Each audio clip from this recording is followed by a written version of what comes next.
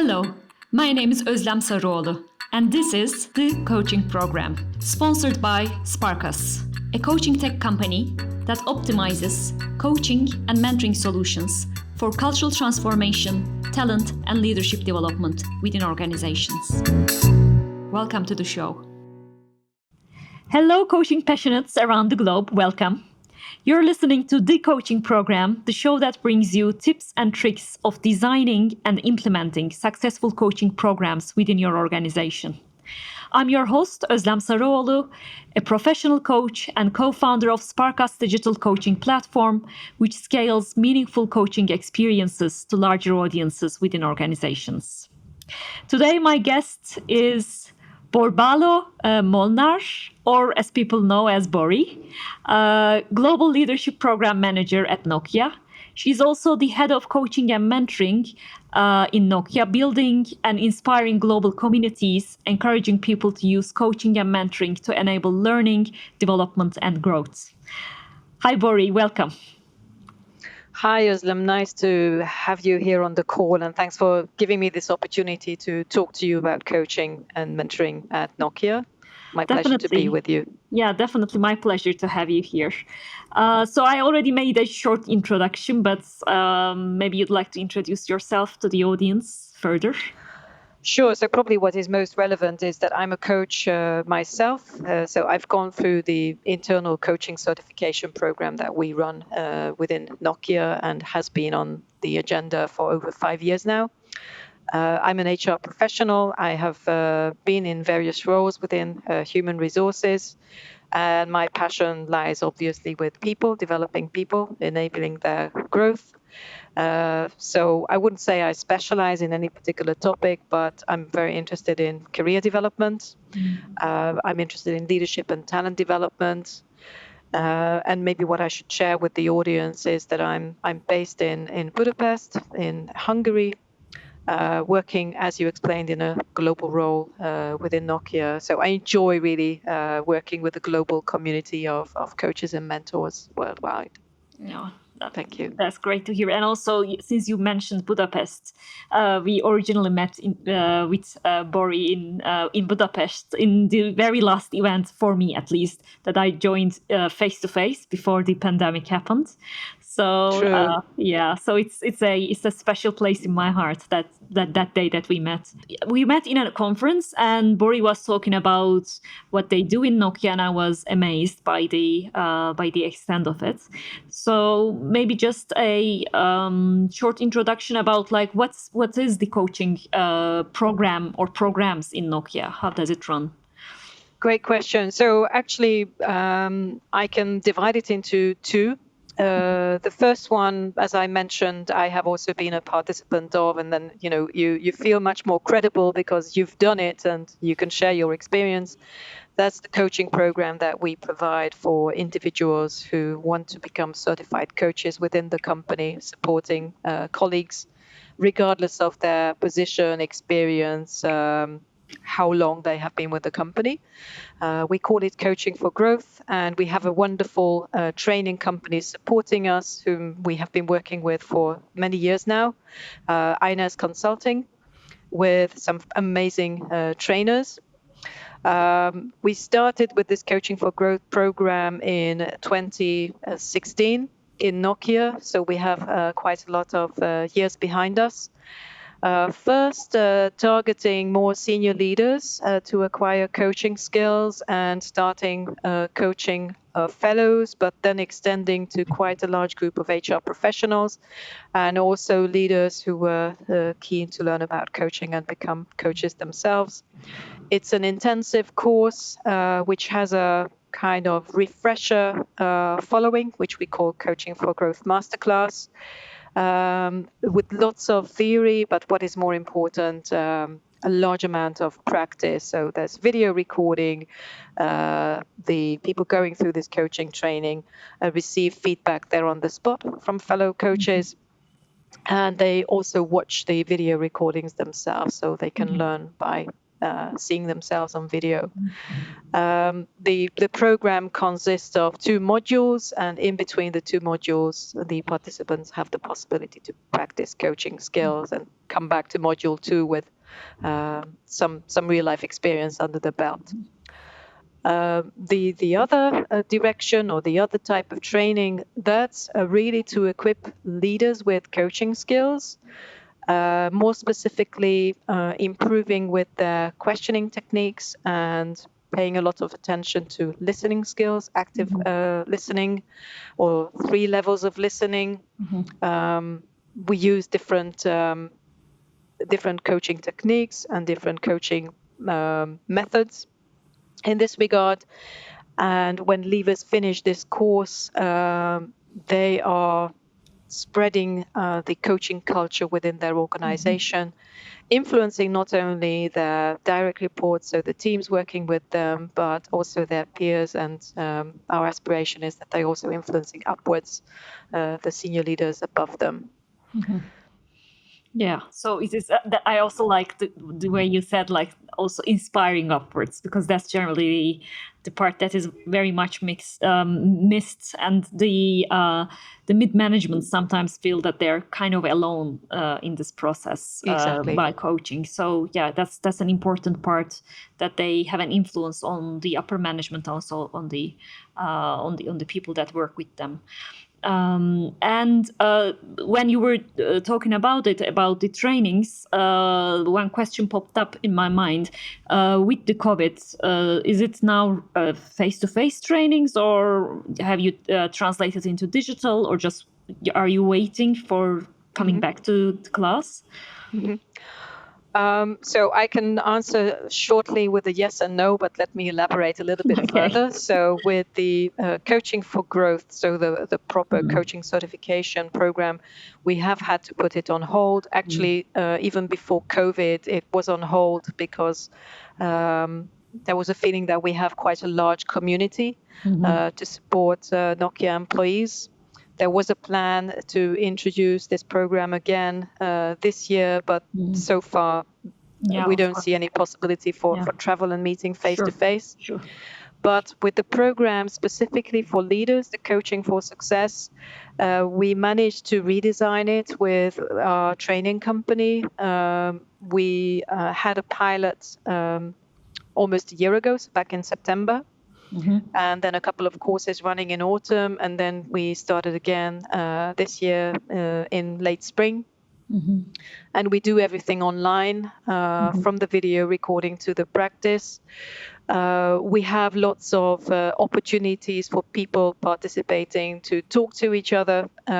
We use breakout groups, which are familiar, I suppose, to everyone on the call. And the practice is also going very well. What we miss, obviously, is the networking in the evening after dinner, just having chit-chat, meeting people from different parts of the organization or different parts of the world. But so far, the feedback has been very, very positive, and some of the participants say that it makes their life even easier attending such a program online, because they don't have to travel. So it's easier if you have a very busy working life. There is also, of course, the downside with that. So avoiding distraction is something that we make very clear at the beginning. Yeah. My experience also with this digitalization of, especially for the leaders, the good thing I recognized is they can actually start practicing it immediately, because they just get out of the training and they have a meeting maybe just after. So they start practicing it very fast. And although I also miss that human element, the networking, knowing each other as person in depth, still the digital is, I think, helps for the learning to sink in. So yeah, it's good to hear that the experience is similar on your side as well. I would definitely agree with you. So something that I experienced also this year with the 2 courses that we ran was some of the participants coming back on day 3 and saying, no, it worked. I Yeah. tried it out, and this was the effect. So indeed, as you said, they grab the opportunity that comes, be it a one-to-one or in some cases a team meeting that they run differently, and they experience that the feeling is very different. Yeah, yeah, and it's also, I think, a good advocate for the other participants to open their ears more and to believe in the process. So yeah, that's Definitely, quite yes. yeah, rich. And I hear that you have then 2 programs that you designed, and fitting for different needs in the organization. So what were some dynamics that you had to consider while designing these programs? Well, I don't know whether I can call it dynamics, but probably the workload that most of our participants experience, the day-to-day life, that they are very busy, and therefore designing especially the online version in such a way that it can fit into the daily schedule. So we organize half a day, 4 afternoons or 4 mornings for these sessions. The interaction among participants, so how we try to distribute the group into trios or pairs. You mentioned also the dynamics, I think, on a personal front. What is the chemistry? What is the rapport within the participants? Is something that you can't really prepare, but it usually works wonders. And we have excellent pairs. Coming back probably also to the first part of your question about redesign.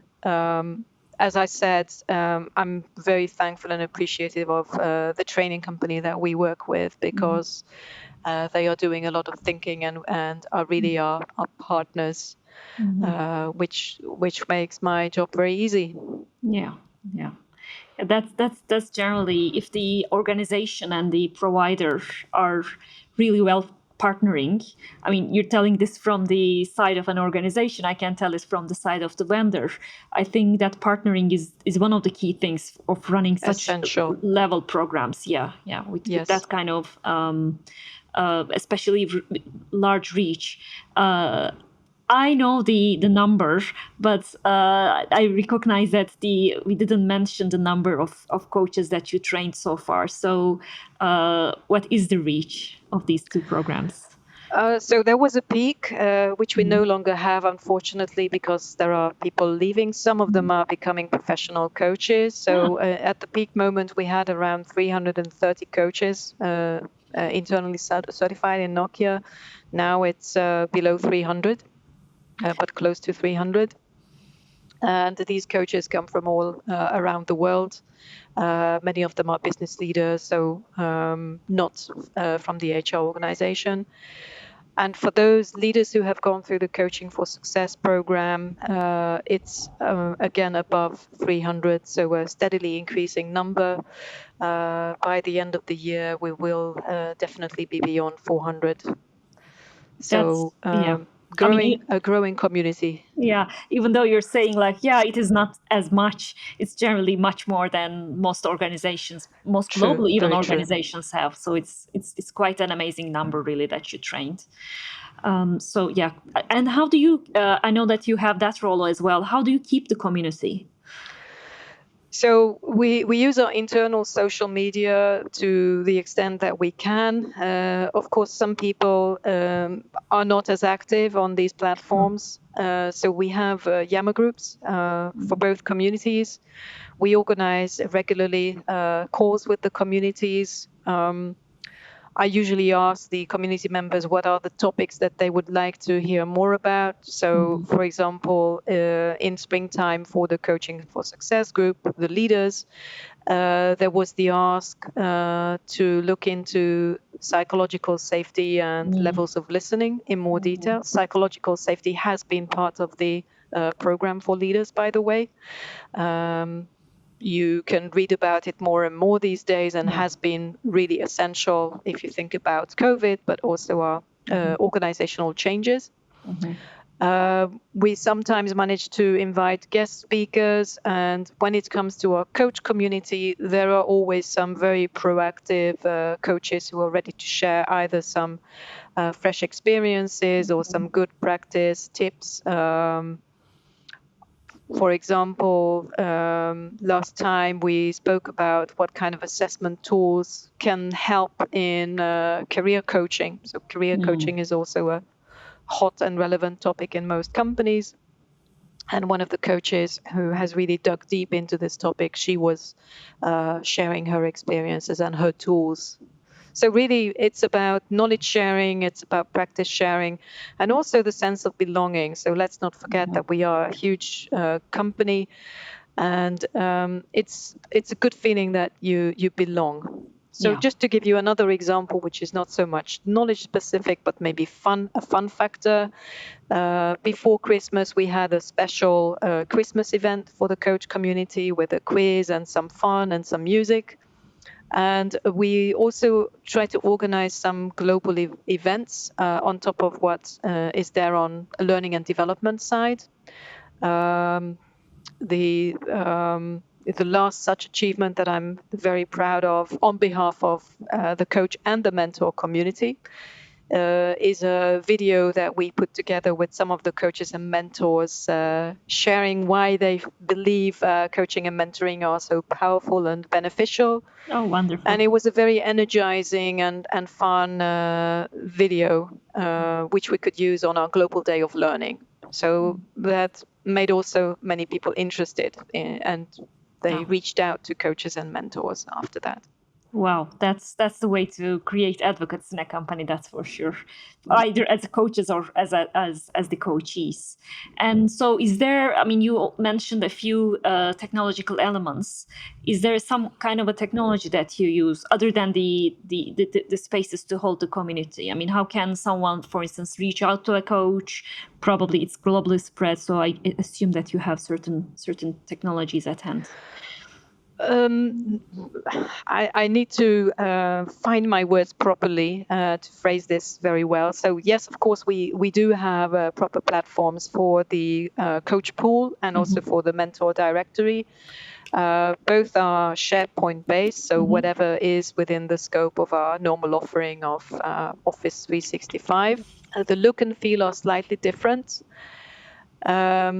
We are trying to improve step by step. So finding personal details about a coach or filtering for what are the topics that the mentor is an expert in.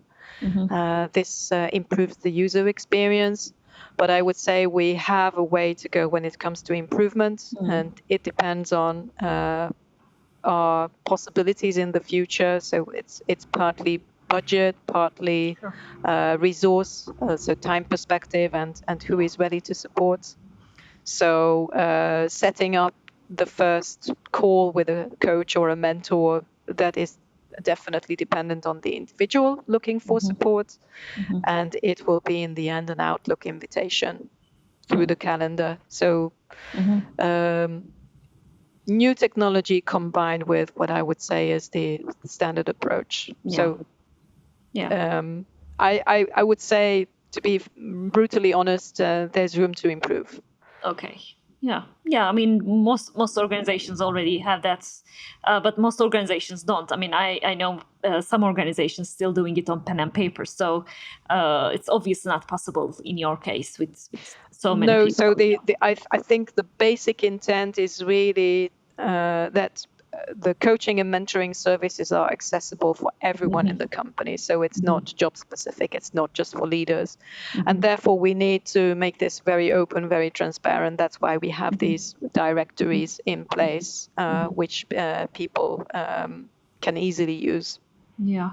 And since you mentioned that, I thought about, are there any specific themes of coaching? Or is it like, can anyone just reach out to someone and say, like, I need a coach, and the subject could be anything? How does it work?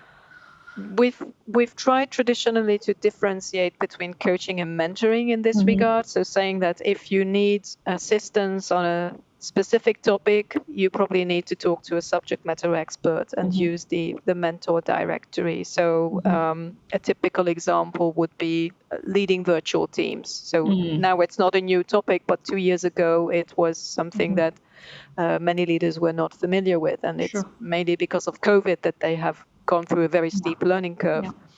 And with coaching, it can be any topic. It's rather, is there a chemistry between the coach and the coachee, and that first discussion, and trying to find out what will be the topics. But you mentioned some specific themes, and some specific themes have arisen, especially this year. We have discussed piloting coaching to support colleagues returning from a longer leave of absence. So it can be maternity leave, paternity leave. In some countries, it's very short, but in others, it can be a quite extensive period. And they need to rebuild the confidence. They might be concerned that they will not be able to manage time-wise. Will their perception, will their image be different from when they started the leave of absence? Or it can be looking after a family member going through a long period of sickness. So this is something that we introduced this spring, and it's not relevant for the whole coach community, but some coaches volunteered that they would like to help in this area. Career coaching, I mentioned, is a hot topic. And again, all of the coaches are ready and willing to support in this, but some have gone through some special learning to feel better equipped. Wow. And maybe something that everyone listening to us can relate to is the effects of COVID, and talking about anxiety on the one hand, and possibly burnout. Because there is less distinction between work life and personal life. This has also been a topic of focus and discussed in one of the coach community calls with some tools in place. So how do you recognize if somebody is suffering from burnout? I'd say we are much better prepared to cover these topics than 2-3 years ago.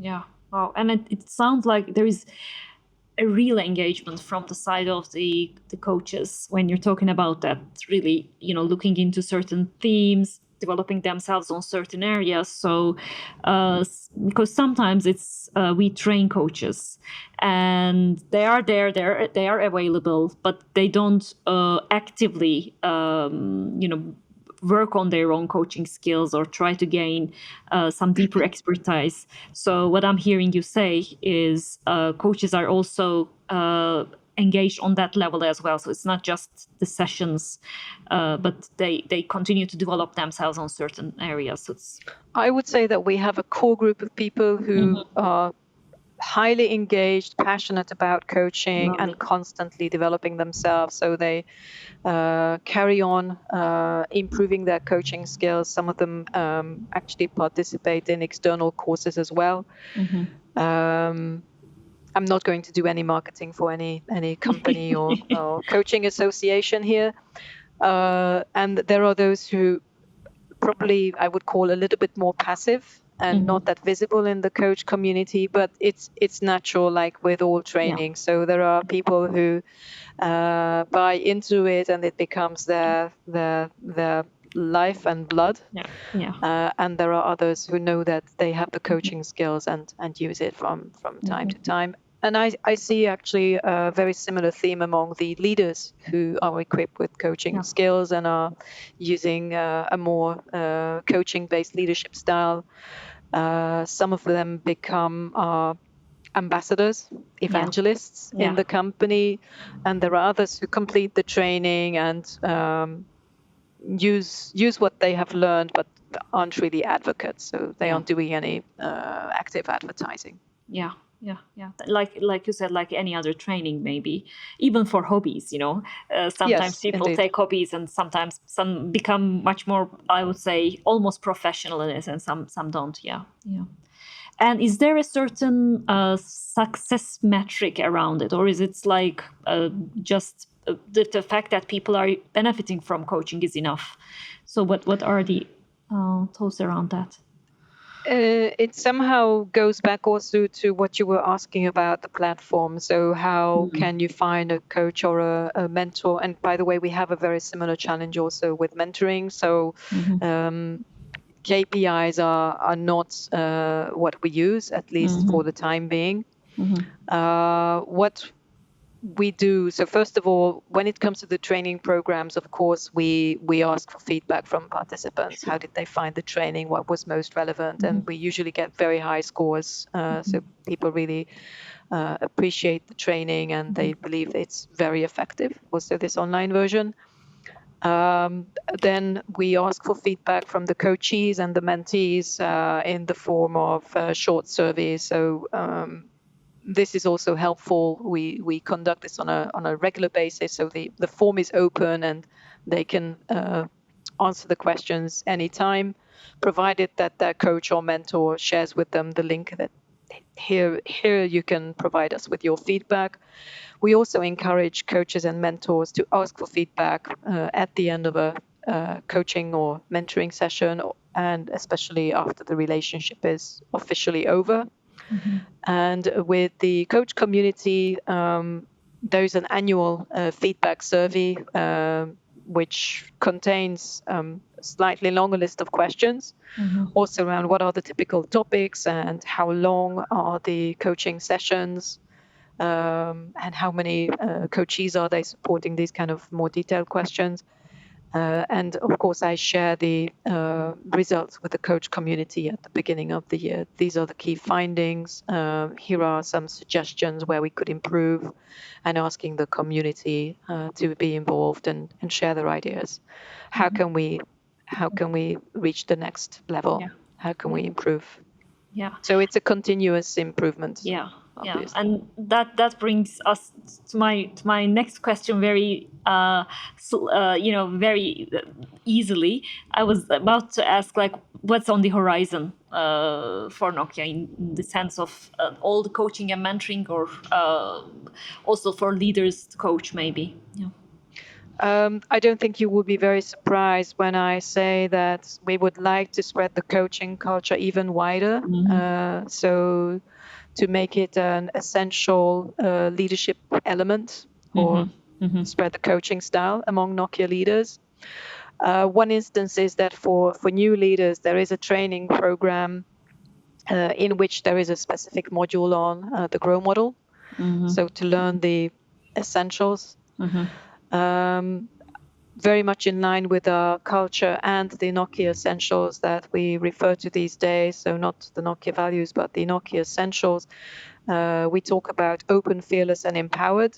So you can make the connection to innovation. You can make the connection to more open communication based on trust and being fearless, i.e. Ready to challenge the status quo, at least on the level of principles or aspirations. We have that, and I think coaching will greatly assist this. Yeah. So if you ask what is my ambition, that all Nokia leaders improve their listening skills, that they ask more and try not to solve all the problems themselves and not instruct their teams on how to do things, but rather empower their teams. And this will, I'm sure, lead to a more trust-based company culture related to psychological safety, as well as innovation in the sense of encouraging new ideas, improving processes. Yeah. Yeah, that sounds, I mean, those are the topics that I talk about and think about a lot also. And when you talk about, like, people contributing to the work rather than being told, also helps a lot with engagement of the people for the processes and engagement generally to the organization. So Exactly. those are really important topics. And especially, yeah, you already mentioned also the innovation, which is, I think, much more needed with this ever-changing world that we're living in. So yeah, I'm not surprised, but it's wonderful to hear what you described in full structure, because sometimes it's very easily said, like coaching culture, but the effects it has on the business and the way people work is not thought about in depth. So wonderful to hear that from you. I think there are companies which are more prepared to share numbers. So what is the business impact? Are there visible signs of high-performing teams? What about the effect on engagement? So we have all these ideas there in principle and try to measure, but we don't have these sophisticated tools to do that. As said, this is an ambition or an aspiration, and I see that we are making small steps forward. But let's be honest, due to the pandemic and due also to the huge transformation that the company has gone through, it's not that easy to achieve this. Yeah. And that's why coaching has become more important than ever. Yeah. The effect that it has. Yeah, especially for organizations like Nokia that are really big, and it's like very difficult to move a ship. But I think the